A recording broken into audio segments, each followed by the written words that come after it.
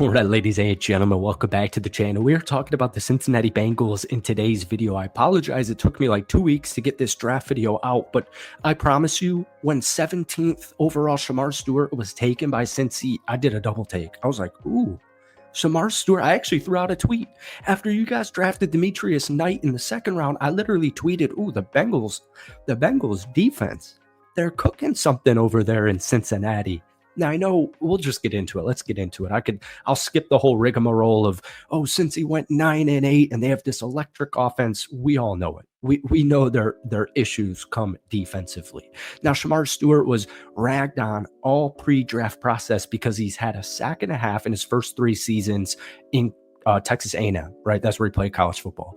But before we get into it, first off, you're filling an immediate need, all right? So you're getting immediate depth. You're getting a potential long-term starter. We're going to talk about the star potential here because I think he genuinely has star potential here.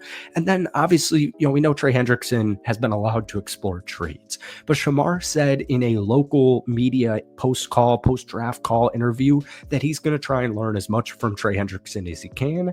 And obviously, Trey, 17 and a half sacks last season, probably actually the more underrated defensive player in the National Football League is probably just straight up Trey Hendrickson. But defensive coordinator Al Golden made it very clear that Shamar Stewart's sack and a half each of the last 3 seasons is not a concern. It's not a concern at all to him. He said he was making a ton of plays away from the line of scrimmage. So his PFF pass rush grade was poor. It was 67.2. Phenomenal athlete. For example, 88.2 PFF run defensive grade. Folks, he's 6'5". He played over 280 pounds last season. This is the closest physical product in college football that you've seen since, get ready for it, Myles Garrett. I know it sounds crazy. I'm not saying he's going to have a better career than Abdul Carter. Abdul Carter is going to give you production, right? We knew Abdul gave you, 24 and a half tackles for loss last season, 10 plus sacks in his first year's edge. People are comparing him, Shamar Stewart, to like Tyree Wilson and Travion Walker from Jacksonville a couple of years ago. And both of those, Walker's actually really turning it around, but Wilson, that was a mess because he came into the league with an injury. But anyways, I'm telling you, I'm not saying he's going to turn into Myles Garrett, but I'm saying he could. And there's not many edge rushers that can. Abdul Carter, Shamar Stewart, maybe James Pierce, that's probably the end of the list. So yeah, it's a little bit risky because of that production. But even if he's not giving you 10 sacks when he's a starter, he's going to be making plays all over the field. So I give it an A+. I don't care about a sack and a half. And if I don't care, folks, I know I'm optimistic. I'm telling you, you're going to love Shamar Stewart, all right? And then moving forward, I am a biased South Carolina Gamecock football fan, but Al Golden said it himself. Folks, if this is one of those picks, Shamar Stewart's very similar. And I don't watch that much college football, but I watch every South Carolina Gamecock game. I watch film, getting ready for the draft, so I know what I'm talking about. But Al Golden said it himself. He watched the first 17 picks come off the board, eagerly anticipating the draft night. All right, he had an impressive pro day performance at South Carolina, and Al Golden described him as the MVP of the nation's, or one of the nation's, top defenses. Folks, if you watched South Carolina football last season, you know that's a fact. So this is a 6-year college football player. Spent like 4 years at Georgia Tech, 1 year at Charlotte, and then this past season at South Carolina. But he can play on ball, he can play off ball linebacker, he can even line up as a defensive edge in certain schemes. He has the second longest wingspan amongst all linebackers in this year's draft, and he's 25. So I know you could look at that on a negative, like, well, he's a 25-year-old rookie, like, oh geez, he's already getting up there in age. No. Right, for the 25th ranked defense last season, I'm looking for age. I'm looking for experience and maturity because this isn't like, we need this fixed right now.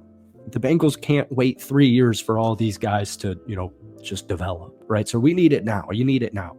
All around linebacker, 74 plus PFF grade against the run, where he had an 85.4 grade, and coverage, where he had a 75 grade, and as a pass rusher, where he had a 79 PFF grade. So this is seriously one of the best defensive picks in the entire NFL draft. He's going to help immediately, literally immediately.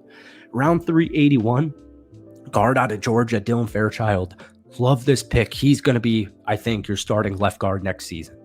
And we heard, your GM Tobin say that he wants more guards. He's been saying that for a couple of years. Zach Taylor said Fairchild was on their radar early in the scouting process, and everyone's saying he's going to come in here and compete to win the left guard. Absolutely can. Actually, the literal quote from offensive coordinator Dan Pitcher, absolutely. Allowed just 1 sack in his college career, earned an 87 PFF pass blocking grade in 2024. And so at the worst, you have a super solid depth piece at the absolute worst. But I'm telling you, like I said, I think he's going to win the left guard spot next season. And so, yeah, that's locked up for the future as far as I'm concerned. And then round 4, 119, Barrett Carter. I like this double dipping on linebackers because of the Jermaine Pratt situation. So Carter played a lot at Clemson, and he had a really good 2024. Still had a good last season, 82 tackles, 11 of those were for loss, 3.5 sacks. He also has had 5 or more pass deflections in each of the past 3 seasons. So Barrett Carter, Demetrius Knight, 2 rookie linebackers, feeling really good about both of them. All right. Round 5, 153. Nice swing tackle for this team. Jalen Rivers, offensive tackle out of Miami. He played left tackle for the Hurricanes last season, but he actually started his career at left guard. And he, fun fact, was teammates with Bengals second-year center Matt Lee at Miami during 2023. But this is just like Darren Fairchild in the 3rd round. This is a long-term guy. All right. This is, I think, what was it? Like only 4 of the 5 starters next season are technically locked under contract. All right. He had a PFF pass blocking grade of 78.8 and a true pass set grade of 68.8. And then finally, to top off the draft, honestly, one of my favorite picks, not only for Cincinnati, he is definitely one of my favorite picks for Cincinnati, but I love Shamar and I love Demetrius. But this would be the gem because it's the 6th round. Taj Brooks, running back from Texas Tech. He is Texas Tech's all-time leading rusher. He also is versatile. He had 20 catches in each of the last 3 seasons. But here's some fun facts, man. He's just really had a phenomenal college career. Over the last 2 seasons, he ran for over 3,100 yards. He also had 27 touchdowns. He's 5'10", 230. So he's built like a house. You can't bring him down.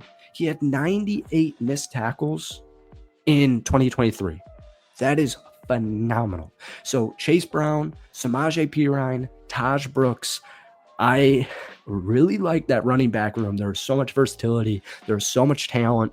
It's just a really versatile running back room. So I feel good about that offensive move. I like their offensive line picks. Didn't need a tight end, didn't need a wide receiver, just needed some offensive linemen and needed some guys for defense. And that's exactly what Cincy did. So we'll talk about this team a lot as the summer goes on because I seriously love, like I know I've said it 3 times in video, Demetrius and Shamar, I give those A+. I really am so excited. So folks, that's it for me. I hope you enjoyed it. I'm sorry we haven't done a Bengals video in way too long. I'll definitely figure that out. But hit that like button, hit that sub button if you haven't already. Give me your favorite pick of the draft for the Bengals and then your gem of the draft down below. We'll see you in a few days. Peace.